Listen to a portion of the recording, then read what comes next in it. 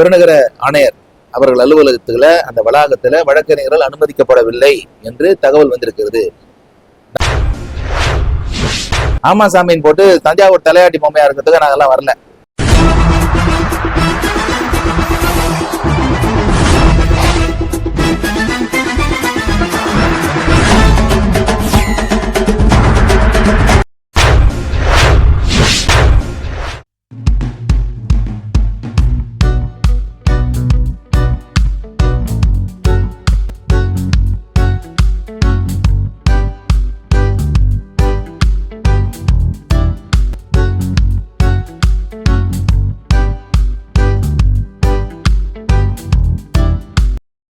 சென்னை உயர்நீதிமன்ற வழக்கறிஞர் சங்கத்தின் சார்பாக தினந்தோறும் பல்வேறு வழக்கறிஞர்கள் நலன் குறித்த நிகழ்ச்சிகளை நடத்தி கொண்டிருக்கிறோம்.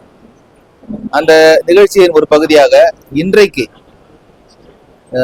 MHA வளாகத்திலே, அதாவது சென்னை உயர்நீதிமன்ற வழக்கறிஞர் சங்கத்தினுடைய 2வது தளத்திலே இந்த கொரியர் சர்வீஸ், இந்த வழக்கறிஞர்கள் எப்பொழுதுமே இந்த கொரியர் பார்சல் அனுப்புவது, இந்த போஸ்ட் ஆபீஸ்ல லீகல் நோட்டீஸ் அனுப்புவது போன்ற தேவைகள் நிறைய இருப்பதனால் இது வெளியிலே சென்று அவர்கள் இந்த கொரியர் சர்வீஸ்ல தங்களை இப்ப ஈடுபடுத்திக் கொள்வது, அந்த பார்சல் அனுப்புவதெல்லாம் மிகவும் கடினமாக சொல்லப்பட்டது. அதனால இன்றைக்கு அவர்களுக்கு நலன் பயக்கும் விதமாக இந்த கொரியர் சர்வீஸ் 2வது தளத்திலே துவக்கி இருக்கிறோம்.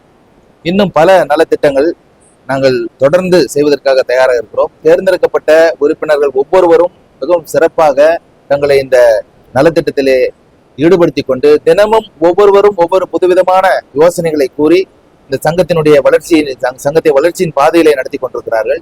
இந்த நாங்கள் தேர்ந்தெடுக்கப்பட்ட பிறகு, அதாவது 30/4/2026 அன்று நாங்கள் தேர்ந்தெடுக்கப்பட்டதாக அறிவிக்கப்பட்டது.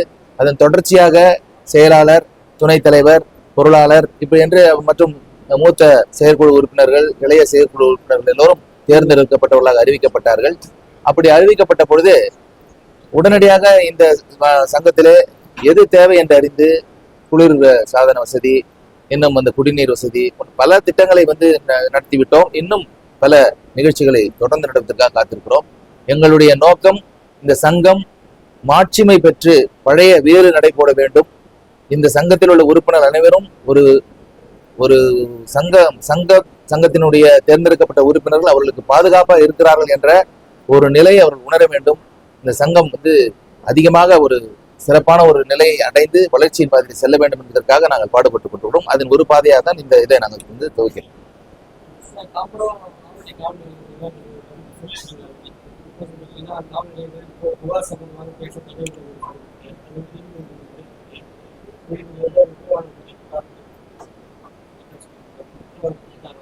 இல்ல, அதாவது வழக்கறிஞர்கள் காவல் நிலையங்களுக்கு செல்லலாமா வேண்டாமா என்ற கேள்வி பல்வேறு தரப்பினரால் பேசப்பட்டு வருகிறது. ஒரு சாரார் என்ன சொல்றாங்கன்னாக்கா, ஏன்பா வழக்கறிஞர்னா கோர்ட்ல பாருங்கப்பா, ஏன்பா ஸ்டேஷன் போறீங்கன்றாங்க. ஒரு சிலர் என்ன சொல்றாங்க, ஸ்டேஷன்லயும் வழக்கறிஞர்கள் சென்று வழக்காடிகளுக்காக வாதாடலாம், அவர்கள் உரிமையை பாதுகாக்கலாம், சட்டத்தின் பால் அவர்கள் செயல்படலாம் என்று ஒரு சாரார் சொல்றாங்க. இந்த கன்ஃபியூஷன்ஸ் எப்பயுமே இருக்கு. எங்களை பொறுத்தவரை வழக்கறிஞர் சட்டப்படி அவர்கள் எங்கு வேண்டுமானாலும் சென்று வழக்காட்டிகளுக்காக ஆஜராகலாம். இதுதான் நாங்க சொல்றோம். அது காவல் நிலையம் மட்டுமல்ல, தாசில்தார் அலுவலகம் இல்ல, கலெக்டர் ஆபீஸ் மட்டுமல்ல, ஒரு தனியார் ஒரு நிறுவனத்துல கூட போய் சென்று அவர்கள் வழக்கறிஞர்களுக்கு வாதாடலாம். இந்த மாதிரி சூழ்நிலையில காவல்துறை என்பது பொதுமக்கள் நடமாடுகின்ற ஒரு பகுதி, பொதுமக்களுக்காக துவங்கப்பட்ட ஒரு துறை. அந்த துறையில நீங்க வழக்கறிஞர்கள் வரக்கூடாது, நீங்க வழக்கறிஞர்கள் வந்தாக்கா எங்களுக்கு இடையூறா இருக்குனாக்கா அப்ப நீங்க என்ன தவறு பண்றீங்களா, வழக்கறிஞர்கள் சரி பண்ணும் போது நீங்க அது பாதிக்கப்படுறீங்களா, ஏன் உங்களுக்கு அந்த அச்சம்?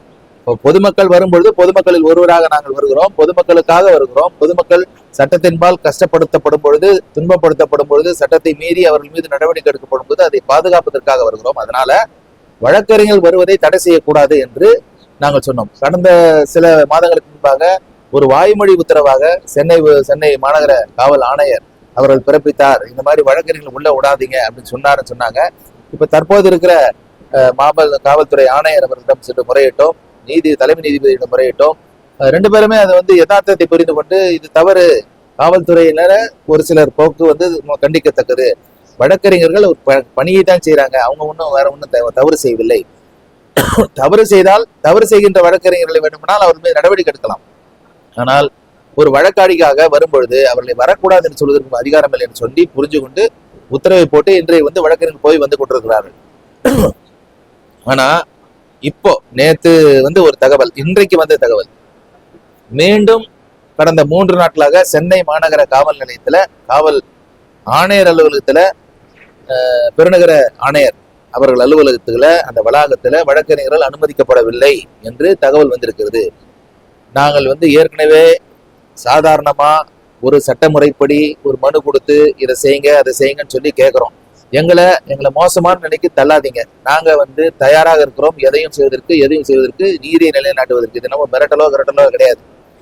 வழக்கறிஞர்னாக்கா போலீஸ்காரங்க கொண்டு போய் ஒருத்தர் முறைமணம் காவலை ஒரு இல்லீகலா ஒருத்தர் வச்சிருக்கிறாங்க, போய் கேட்க கூடாது. நாங்க ஏன்னா கோர்ட்டுக்கு போக முடியும். அப்ப போய் கேட்கும் போது உங்களுக்கு பணி பாதிக்கப்படுதுனாக்கா, நீங்க செய்யற தவறை சுட்டி காட்டுவதற்காக ஒரு வழக்கறிஞர் வந்தாக்கா நீங்க விடமாட்டேன்னு சொன்னாக்கா, அது அப்புறம் நீங்க இங்க வந்தா நாங்க விடமாட்டேன்னு சொன்னா ஒத்துக்குவீங்களா?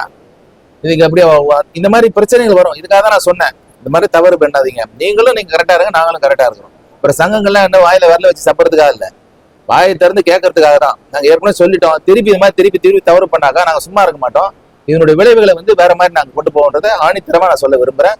இதுக்காக தான் சங்கத்துல உறுப்பினர்கள் தேர்ந்தெடுக்கப்படுறாங்க. நாங்க வேடிக்கை பார்க்கறதுக்கோ இல்ல நடக்கணும்னு ஆமா சாமின்னு போட்டு தஞ்சாவூர் தலையாட்டி பொம்மையா இருக்கிறதுக்கு நாங்க எல்லாம் வரல. வாயை திறந்து பேசுவோம், நியாயத்தை எடுத்துரைப்போம். அந்த நியாயத்துக்காக எது வரைக்கும் போவோம், எல்லையை தாண்டி கூட போவோம். இதுதான் நான் சொல்லுவேன்.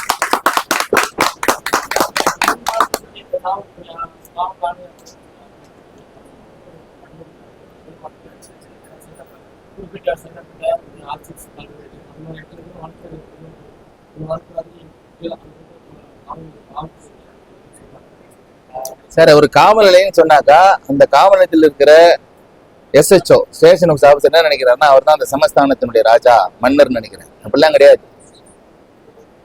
யாரா இருந்தாலும் நீதிமன்றத்துக்கு வரணும். இப்ப நான் நீதிமன்றத்துக்கு நீங்களாம் வரக்கூடாது, வக்கீல் மட்டும் தான் போவோம், ஜட்ஜி மட்டும் தான் இருப்போம்னு சொன்னா ஒத்துக்குவாங்களா? நீங்க வரீங்க, பேசுறீங்க, போறீங்க. அந்த மாதிரி அங்க நாங்களும் எத்தனையோ நீதிமன்ற தீர்ப்பு சொல்லுது. வழக்கறிஞர்கள் ஒரு நீதிமன்றத்துல ஒரு அதிகாரி மாதிரி ஆபீசர் ஆஃப் த கோர்ட்னு சொல்லுது. அப்ப நாங்க ஒரு நீதிமன்றத்தின் சார்பாக ஒரு நீதிபதி வந்தா விடுவாங்களா, விட மாட்டாங்களா? ஒரு நீதிமன்றத்தில் இருக்கிற ஒரு ஆபீசர் ஆஃப் த கோர்ட்டை நீங்க விடுவீங்களா, விடக்கூடாதா? விட்டுதான் ஆகணும். நாங்க என்ன குடிச்சு கலாட்டா பண்றோமா, இல்ல போறவங்களை கை பிடிச்சி இருக்கிறோமா? இல்ல நாங்க என்னென்ன பண்றோம்? ஒரு கேஸ்ல ஒருத்தர் சொல்லுவாங்க, சார் என்ன சம்மன் கொடுத்து கூப்பிடுறாங்க சார், இந்த கேஸுக்கு எனக்கு சம்பந்தம் இல்லை சார், என்ன போலீஸ்காரங்க போனா என்ன உட்கார வச்சிருவாங்க சார், அடிப்பாங்க சார் அப்படின்ற ஒரு தவறான ஒரு பிம்பத்தை இப்போ காவல்துறை உருவாக்கி வச்சிருக்கு. அந்த உருவாக்கும் போது பயத்தின் அடிப்படையில ஒருத்தர் வராங்கன்னா கூட்டிட்டு போய் சின்ன சார் விஷயம் சொல்லுங்க சார், எதுக்கு சார் கூப்பிட்டீங்கன்னு கேட்கறதுல என்ன தவறு இருக்கு? நாங்க என்ன விசாரிக்கும் போது ஒரு திருட்டு பையனை விசாரிக்கும் போது பக்கத்துல உட்காந்து அவனை கை வைக்காத, இல்ல அவனை தடுத்து காப்பாத்துறமா என்ன, இல்ல கொலை பண்றவங்களை தடுத்து காப்பாத்துறமா என்ன? சாதாரண பொதுமக்களுக்கு ஆபத்து நேரிடும் போது போறோம் வரோம் கேட்கறோம். அது வந்தா தானே தெரியும் நீங்க நல்ல சீர்லாம் கெட்ட சீர்லாம் தெரியும். நீ வரவே கூடாதுன்னா அப்ப கெட்டதான் சரின்னு இருக்கும். அந்த மாதிரி செய்வதற்கு நாங்க ஒத்துக்க மாட்டோம், கண்டிப்பா விட மாட்டோம் அதெல்லாம். அதனால மற்ற காவல் நிலையத்தில் நினைக்கிறவங்க என்ன நினைக்கிறாங்கன்னாக்கா, அவங்க தான் சமஸ்தானத்து ராஜா மாதிரியும் மற்றவங்க எல்லாம் பூஜா மாதிரியும் நினைக்கிறாங்க. தப்பு, அந்த மாதிரி பண்ணக்கூடாது. எல்லாரும் வரட்டும், தகராறு பண்ணா அது வேற விஷயம். எங்களை மாதிரி ஆள்கிட்ட ரிப்போர்ட் பண்ணுங்க, நாங்க நடவடிக்கை எடுக்கிறோம். நீங்க என்ன நடவடிக்கை எடுக்கிறோம், நாங்க பாத்துக்கிறோம். ஆனால் நியாயமாக வருகின்ற வழக்கறிஞர்களை நீங்கள் தடை செய்வது என்பது ஏற்றுக்கொள்ள முடியாது. அதனால நீங்க தயவு செய்து யோசித்து பார்க்கணும். அப்படியே திருப்பி நடந்தா நீங்க பொறுத்துக்குவீங்களா? உடனே சொல்லுவீங்க, கோர்ட்டுக்கு வந்தா வக்கீலுங்களை மறிக்கிறாங்க, ஒரு விட மாட்டாங்க. நீங்க எங்க போய் சொல்லுவீங்க? சீஃப் ஜட்ஜ் தான் சொல்லுவீங்க. அதை தான் நாங்களும் சொல்றோம். நீங்க மறிக்கிறீங்கன்னு சீஃப் ஜட்ஜ் சொல்லியிருக்கிறோம்.